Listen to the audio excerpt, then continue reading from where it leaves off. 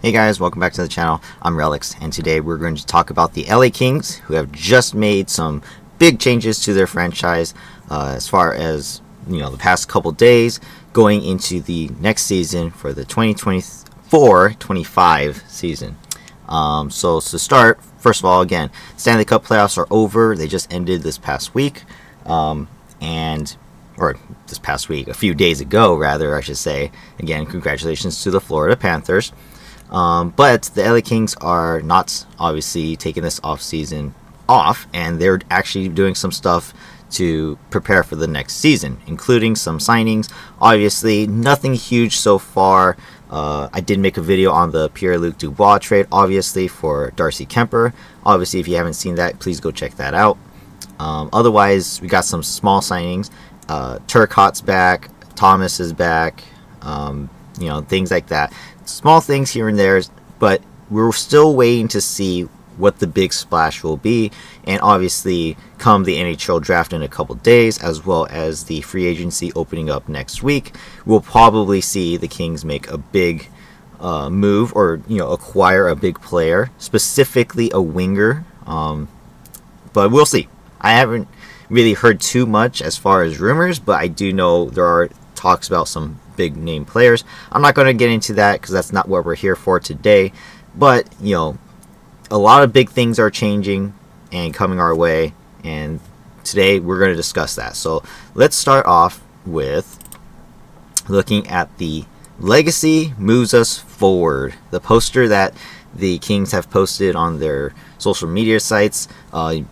We're going with the brand identity evolution with a new logo. As you guys saw just moments ago on my main screen, the LA Kings now have transitioned to a new logo. It is a revolutionized logo of the old logo, Chevy logo, that Wayne Gretzky had introduced to the franchise when he came over to LA. And me personally, I'm not a fan. Of all the Kings logos in the past, the Chevy logo itself was not my favorite. In fact, it was my least favorite logo. I know they've been representing it with the jerseys and the chrome domes this past season, or past couple seasons rather. I get it. It's not like it's ugly. I still love all of the Kings logos. It doesn't matter which one it is. But of all of them, I do have to say that it was my least favorite. This one is no exception. It is a slight font change. It is a slight color change. It is a slight crown change. And I'm a little disappointed. Honestly, this isn't really necessary, especially in a time where we just came off a third straight season against the Oilers where we just suck. So I'm fairly disappointed. I am fairly disappointed that this is coming out now. It is not something that we need to figure out now. It's not like the franchise is dead. Our team leaders are still on the team and everything. And so to see this change happen, I'm a little, not excited. But at the same time, I am. Because the Kings are, still my favorite team, obviously. And I'm going to root for them no matter what. And hopefully, maybe this change is a sign of things to come. I will get into that in just a moment. But yeah, let's keep moving forward. Primary logo, obviously you guys can see that they've changed it. The angle, 1967 crown, speed lines, things like that. They say our new identity reflects elements from all eras of Kings hockey. The primary logo contains several core elements from our 90s era, as well as the original crown from 1967. So as far as the logo, clean as always. It doesn't matter, like I said. All the Kings logos look great, but I still love the original shield with the lion with the sunglasses, everybody. That, again, is my favorite Kings logo. As you guys may have seen in my YouTube channel's banner, that's the logo I use to represent my LA Kings, because that is my favorite logo. If not that one, of course, then the crown, from the from the late 90s going in. Those are my kind of favorite, or not early 90s, the 2000s. Those are my favorite logos. So yeah, next kicking K, primary word mark. I don't know. It's whatever. I don't really care about this stuff. The word marks were hand-drawn in a new custom font and featured modernized signature speed lines. Okay, sure, great, whatever. Doesn't really matter to me. The primary and tertiary word marks feature a kick K, descender originating from the 1967 word mark. Past, present, future, forever. Interesting. Like I said, it doesn't really matter. The logo's kind of just a thing. Not a big deal. Again, it pretty much looks just like the other logo from the past, just with a slight difference. And again, it doesn't really need that. It really doesn't need to be changed and go backwards in time. I would rather have seen them revolutionize a new logo entirely. Secondary logo, they're going to go with the original crown. The crown is inspired by the original crown worn in the jerseys in 1967, translated into our black and silver and white color scheme. So obviously main colors being black and then silver, with white being the third extra color. However, again, I would rather see the LA Kings ditch the black and white, go back to purple and gold, or even just have purple be one of the main colors, because it's royalty, right? And me personally, I didn't grow up watching the LA Kings in their old jerseys. I grew up with the black and white because I've only been watching hockey since 2011, 2012. I wasn't able to enjoy the past jerseys of the LA Kings that I actually love more. I think they look better, but unfortunately that's not what the Kings see. The organization definitely wants to keep with the black and white going, and I don't like that. I'd rather see us return to the purple and gold, if anything. I mean, you look at the other teams around the league, they honor their colors. Even if they do transition to some black colors, black colored jerseys, they still eventually, if anything, go back to their colored jerseys, and they're not black and white. Take the Tampa Bay Lightning, for example. They have a black and white jersey, or more to the point, black jersey, but they rather be the blue because that's their color. I don't want to see the LA Kings be black. It's just not, to me, it's not a good color. And I rather see us, take pride in owning the purple color, because there is no purple team in the league, and that would be pretty cool if the Kings would be purple. So, again, the crown being changed to black, silver, and white, it's fine, whatever. But come on, Kings, surely you can understand that we should not be black and white. Royalty requires better colors than just your regular black and white, boring shades. It's like, I don't know. In any case, so with the new logo, we get new uniforms for the new season. And of course, who better to represent the LA Kings than, of course, their leaders, their captains, Anze Kopitar and Drew Doughty, respectively in this picture, wearing black and white, home and away. As far as the jersey itself, they look great. They look awesome. I am fully on board with the way they look. I have no problems with that. In fact, and I mentioned this earlier, I would get back to it. Look at the helmet that they use to represent the home jersey helmets. Look at that. Number 55 of all of the helmets. And I will get into it in the next picture as well. Quinton Byfield, who has yet to be signed as of this moment of this recording, he has yet to sign his new contract extension. And the fact that the LA Kings have used Byfield as their home representative for the new jerseys, I'm just like, that's kind of a guarantee that he's going to stay an LA King, right? Obviously, the big question is, what is the price? We will find out probably soon enough. I'm pretty sure come free agency, they will probably announce it like just before then, possibly. I don't know.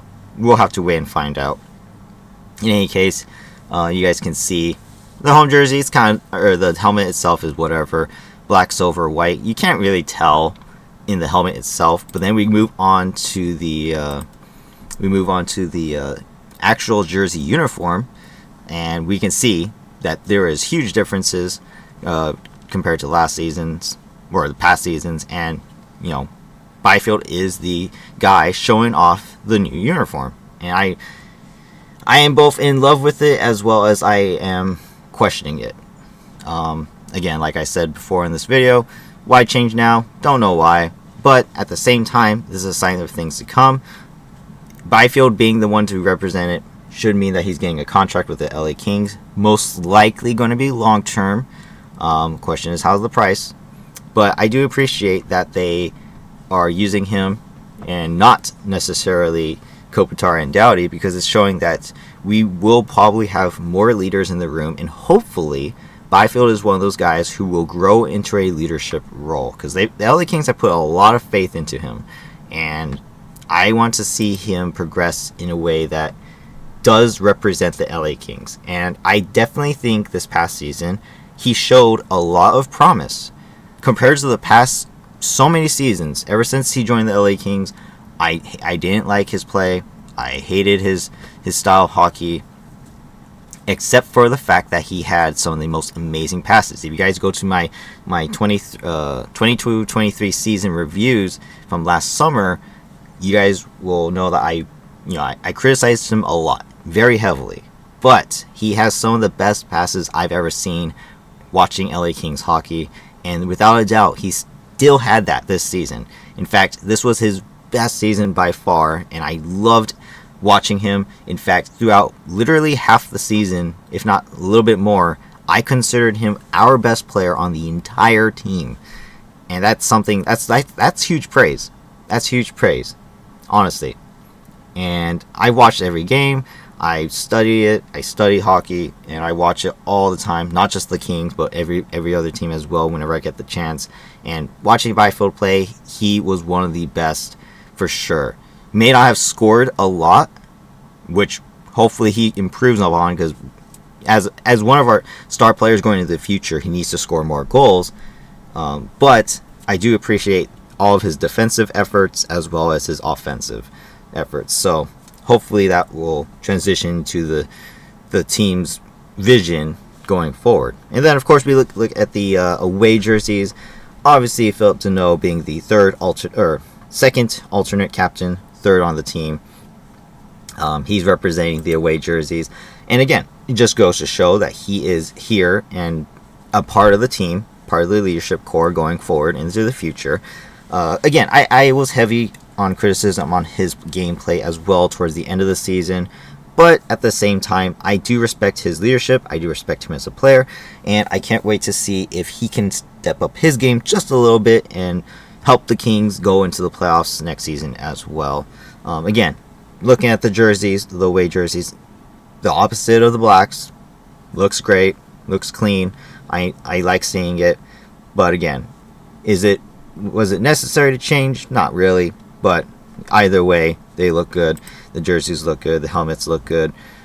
Everything looks great, and I can't wait to see what the LA Kings do moving forward. Obviously, the biggest thing is who's coming to the team, who's leaving the team. And that's where, in this portion of the video, I'm going to just kind of talk about that a little bit. Again, I was disappointed when Akil Thomas didn't join the LA Kings for the playoffs. He was one of our best scorers in the last few games of the season, without a doubt, and yet we just discarded him back to Ontario. And what happened in the playoffs? We sucked. And so we needed scorers, and Akil Thomas was the guy who was scoring at the time. And unfortunately, that's leading up to where I have issues with the LA Kings right now, is the inconsistency in the goal scorers. Specifically, players like Trevor Moore, who was our leading goal scorer for the year. He only got one goal, and it didn't matter. It was in a game, it didn't matter. Kevin Fiala also didn't score much either. And he needs to be one of our best players, if not the best player. Obviously, Dubois, worst player on the team, without a doubt. Andrei Kopitar, he did his part I respect his defensive efforts. I mean, he is going up against Connor McDavid and Leon Draisaitl on a consistent basis, so you can't really fault him for not scoring as much, especially since A, he is older, and B, he is a defensive centerman, not an offensive one. So he's done his part. And then, of course, players like Arvidsson, we needed him to score more as well. I know he's had injury issues and surgeries, but he came back. He looked great. Needs to score. That's why we had him on the team. He's a winger. He's someone who has a really good shot. And me and my brother always discuss it all the time. He could have been one of our best scorers had he just stayed healthy. And unfortunately, he didn't show up as well. Danault, I thought, could have been a contributor as well.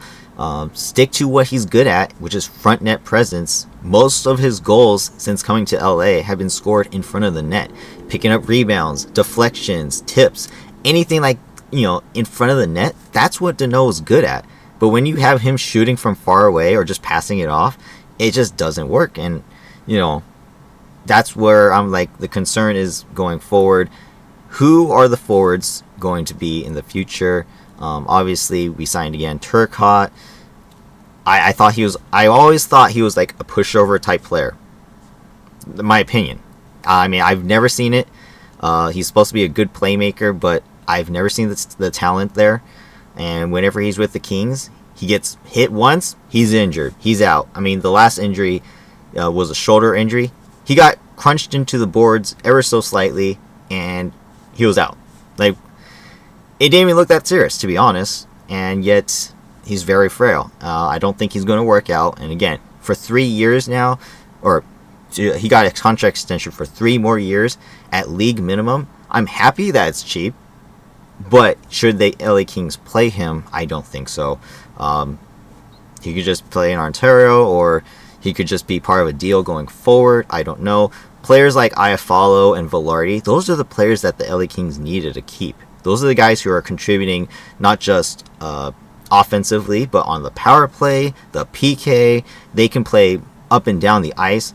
Turcotte, I mean, yeah, I get it. He's playing on the fourth line, so I know he's not going to show off many of his talents. I get that for sure. I do think players that come in from Ontario who are drafted to be star players, or more or less supposed to be like middle six players, I get that they need to play on the top lines. I would love to see them do that. However, this just does not work out, and I don't know if the Kings organization is just crazy and they don't see it either, but we definitely need to see the young guys chip in more. They can't be intimidated and think that the veterans have to do everything. Look at Blake Lizotte, for example. Comes into the LA Kings and is a bottom liner, but hey, he contributes day in and day out. Probably one of the hardest working Kings on the entire roster every year. Probably, again, this is just my opinion, but I see it every single game, and he is, without a doubt, in my honest opinion, the best PKer on the team. I've watched every single game this season. His PK numbers compared to the other players was just phenomenal. I really didn't see him get scored on ever, at least as far as me keeping track since the halfway mark. He had not been scored on the PK until the last few weeks of the season. And that was what? 1 or 2 at most. So, in my opinion, you have players like that. Players with determination and tenacity who want to make a difference and play their part on the team. And players like Turcotte aren't it, in my opinion. Again, we signed Akil Thomas. I know he's had injury problems, but he needs to be on the LA Kings next season. He needs to be one of the wingers or the centermen playing on the main roster. I know he was signed for a league minimum as well, which sucks because I think he has more talent than that. Put him with Lizotte if you have to. I don't care.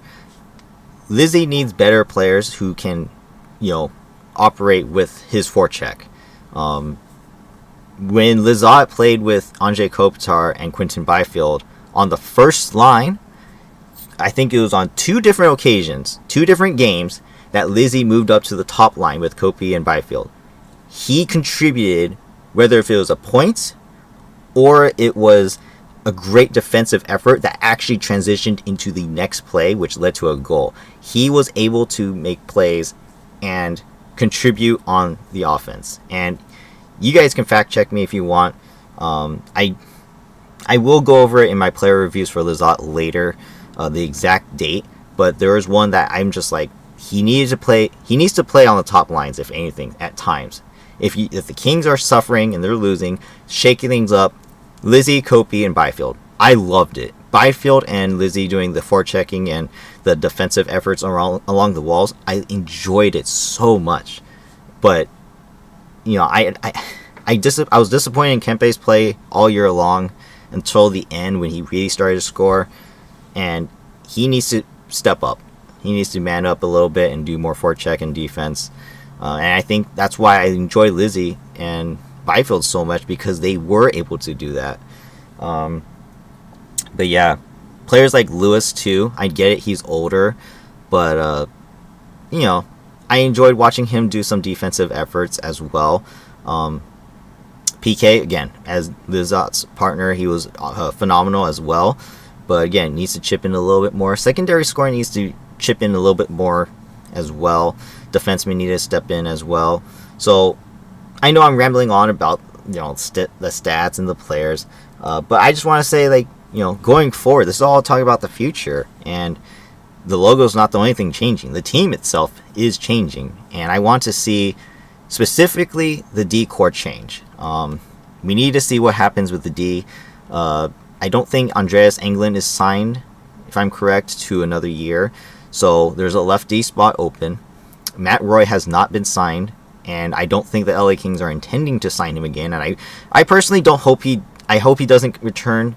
I mean, that's the whole point of having Jordan Spence and Brent Clark, right, be on the team in the organization. They need to come up and be the next defenseman. They need to step up and be the next generation of guys who lead the King into the future. And I don't think Matt Roy was part of that. Honestly, we have Doughty still for a couple years. And then, of course, Mikey Anderson, great defensive D. When he first started, I criticized him a lot, but he's definitely improving. I don't think Gavrikov's great. I think that was a lame signing. His partner as Matt Roy was horrendous. Should have kept Sean Dursey, honestly. I've mentioned that multiple times throughout many videos. And then, of course, Andreas Englund. He played his role perfectly. I have no problem with what he did on the season. He is not meant to score, and I think he did his job probably the best out of every single defenseman on the team this year. I think Englund did his role perfectly, as far as what the role was. Obviously, Doughty was, without a doubt, the best defenseman again, but Andreas Englund was definitely perfect for his role on the team. So I'll give him credit for that as well. But yeah, going forward, I don't think he'll return. Again, this is one of those moments where, are we going to look for a stronger defenseman? Are we going to look for multiple guys? Are we going to draft someone good? Who knows? And I know, like I said, I'm rambling, but again, this is about discussing the future, and I can't wait to see what happens in the next couple weeks, honestly. Time is flying. The offseason is here. It is now, and hopefully the Kings are going to make a big splash and make some big changes. I want to see them improve, not just themselves, but as well as the players and their mindsets. Hopefully we have a much better season. Again, we had moments of greatness, obviously, to start the season on the road. We tied the NHL record for straight road games to start a season. That was amazing. And then, of course, we had the fall off from the holidays. And then going into the All-Star break, we picked it up again. We were one of the best teams. In the end, though, our points matched the LA Kings' usual point totals going into the playoffs, around the 90s to just breaking the 100. Like, it's not impressive. And I want to see the Kings be one of the top teams, take a Pacific Division spot, take the conference spot. I want to see the Kings rise above and be one of the best teams in the league. And they were that for a while, but they let it slip. And I can't wait to see if they can improve upon that. And I don't know. Don't waste Anze Kopitar and Drew Doughty's potentials now. They're only getting older, and yet they are still leading the team in almost all the categories. Don't let this time waste. They're going to retire in the next so many years. Don't waste their potential. If management needs to change, change management. I just want to see these guys win another cup if possible. And if not, just show off that they can still be one of the best, or some of the best players, as well as make the team look like it could be one of the best teams in the league. Leadership wise, going into the future, if Kopi and Doughty were to leave, like they retired, honestly, can you guys truthfully tell me that you see anyone on the Kings really becoming the next captains, the next leaders, things like that? I don't see it. Obviously, I'm not one of the players in the lockers. I don't know what they think, what they hear, what they talk about. Obviously, I've heard things like Mikey Anderson is captain worthy. I don't see it personally. Again, Philip Deneau's also kind of getting on the older side as well. I don't see him being captain. Even like me, I love Blake Lizotte on the team. I don't see him being a captain either. But I do see the respect because he has worn the A in preseason games. And I love that. I absolutely love that. Same thing with Lewis. Obviously, he's older too. He's going to probably retire soon as well. But I want to see the lower end guys step up, show their talents, and be part of the team. And I think that's what the LA Kings are banking on right now. That's why they introduced Byfield with the new jerseys and the new logo. And hopefully that transitions into a good contract. Nothing too expensive, nothing too inexpensive. And hopefully as a player, Byfield improves immensely. He is the second overall pick in 2020. So he needs to step up and show that he can do what he was drafted to do. And if he can do that, we still have Kempe, Kopitar, Doughty, Deneau, Moore, Fiala. We still have some of the top guys on the team. And if Byfield can step up his game and be a top 6, that's even better.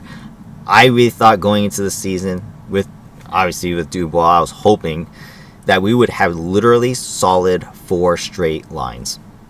Top line being Kopi's line, awesome. Deneau's line, we know what they could do. And then, of course, Arvidsson got his surgery, so that kind of fell apart. Third line with Dubois and was expected kind of to be Fiala.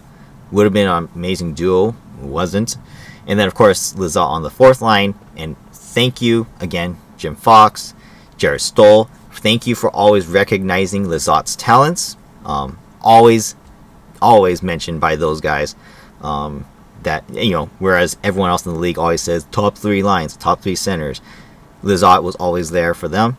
And, of course, him with his wherever wingers they gave him, but his usual partner in Lewis, I thought it was amazing. I really thought 4 straight lines we would have did really good, but unfortunately that didn't pan out either. So going into the future, it's not going to be like that.